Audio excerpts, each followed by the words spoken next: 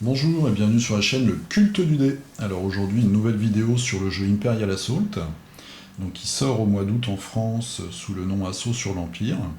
Je vous avais déjà fait des vidéos sur le unboxing, le mode escarmouche, le mode campagne, et puis le petit pack lieutenant, enfin Villains pour IG88. Aujourd'hui je vais vous faire la même chose, mais pour le pack du champion de la garde royale.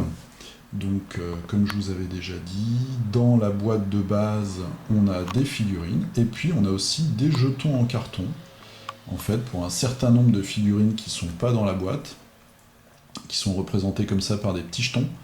Et puis, le mois suivant, FFG a la gentillesse de nous vendre des packs avec les figurines pour remplacer les jetons en carton. Donc aujourd'hui, ça va être le tour du champion de la garde royale. Voilà sa figue. Donc je vais vous montrer un petit peu tout ce qu'il y a dedans. Alors déjà il y a la figurine, moi elle était arrivée toute tordue, son arme, donc je l'ai trempée dans l'eau frémissante et puis ça a redressé, mais elle est encore un peu tordue en bas, on voit ici. Voilà, bah, c'est une figurine monobloc. Moi j'ai peint la cape en rouge pour que ça donne un petit côté homogène avec ses petits copains. C'est une figurine en plastique, elle n'est pas très détaillée, mais pour un jeu de plateau ça fait le boulot, on va dire. Voilà. Dans la boîte, on avait déjà donc, les gardes impériaux. Hop. Donc, moi, c'était les personnages que j'avais préférés dans le film. Ils m'avaient beaucoup intrigué. Ils arrivent, ils descendent de la navette avec l'empereur. Je trouvais vraiment qu'ils avaient un super look. Le problème, c'est qu'ils font rien dans le film. Hein. On les voit pas combattre.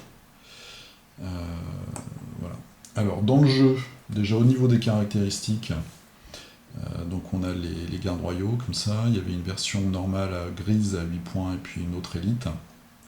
Ils ont surtout, voilà, tandis que vous entendez une sirène, ils ont surtout une capacité qui est protector, qui permet de donner un bonus de protection à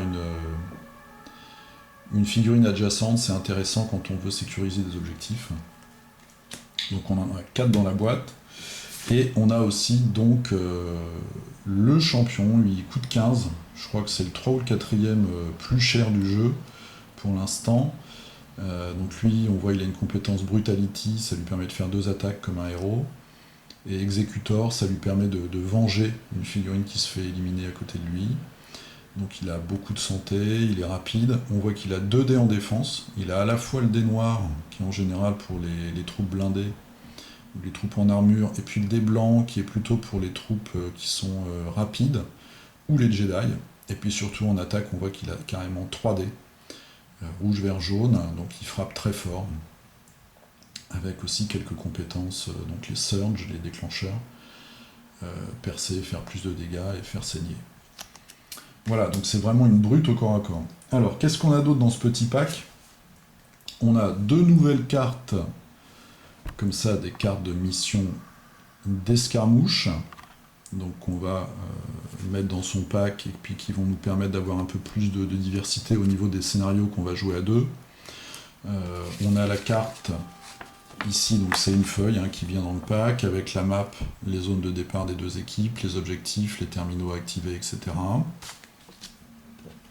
On a un pack agenda pour le mode campagne, donc pour le joueur impérial. J'avais expliqué que quand on commence une campagne, le joueur impérial se constitue un pack agenda, et puis avec des cartes comme ça, qu'il va acheter au fur et à mesure de la campagne. Et chacune est thématisée, donc celle-là c'est sur la garde impériale. On a 3 cartes, donc la première, Best of the Best, ça va nous permettre, quand on l'aura acheté, de la jouer et de donner un bonus à une unité de gardiens. Voilà, ils seront plus forts.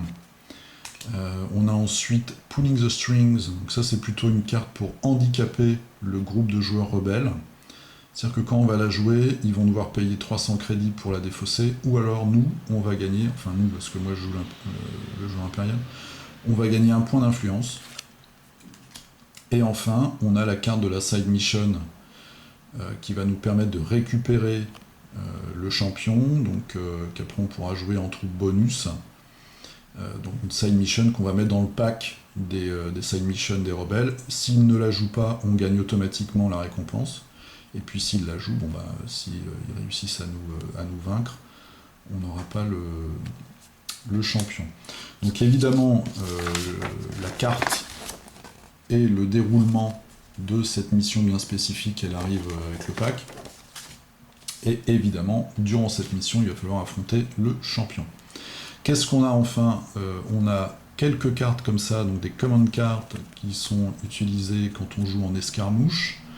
Je vous rappelle que quand on joue en escarmouche, on choisit à la fois un ensemble de figurines, on se constitue une armée de figurines, et puis on se constitue aussi un petit deck comme ça de cartes qu'on va tirer au fur et à mesure des tours, et qu'on va pouvoir jouer pour donner des avantages à certains de nos héros ou de nos figurines. Donc on a Bodyguard, c'est une carte qui coûte 1, on peut en avoir 2 exemplaires dans son deck, et elle permet de prendre les dégâts à la place d'une figurine adjacente. On a Parting Blow, qui va nous permettre de donner un coup à une figurine adjacente aussi, quand elle sort d'un espace adjacent. Donc on voit, elle coûte 2, on peut en avoir 2. On a Counter Attack, tout simplement, c'est une carte qui nous permet de mettre des dégâts à une figurine qui nous attaque au corps à corps. On a Cripple, donc qui va nous permettre contre une action d'empêcher une figurine adjacente ennemie de bouger. Voilà, écoute 2, on peut en avoir une. Et enfin, on a Flurry of Blades, donc c'est la carte dédiée au champion. En échange de ces 2 actions, il va pouvoir faire 3 attaques. Donc 3 attaques avec 3 dés, ça fait 9 dés. Voilà, donc c'est assez monstrueux, avec 2, on peut en avoir qu'une. Voilà, donc ça c'était tout le contenu du petit pack, ça coûte je crois entre 12 et 15 euros, si je dis pas de bêtises. Voilà la figurine. Donc le jeu sort au mois d'août. Aux États-Unis, je crois qu'ils ont sorti tout d'un coup, c'est-à-dire ils ont sorti le jeu et puis derrière tous les petits packs. Il y a Han Solo, Chewbacca, il y a le commandant là qui est sur son marcheur de combat. Il y a les guerriers rebelles. Enfin voilà, il y en a quelques-uns. Moi j'ai aussi Han Solo et Chewbacca, et puis les guerriers rebelles, je vous ferai peut-être des vidéos quand je les aurai peints. Voilà, bah écoutez, j'espère que ça vous a donné une bonne idée du contenu de ce pack. Et puis je vous dis à la prochaine pour une autre vidéo sur Imperial Assault ou sur un autre jeu. A plus, salut!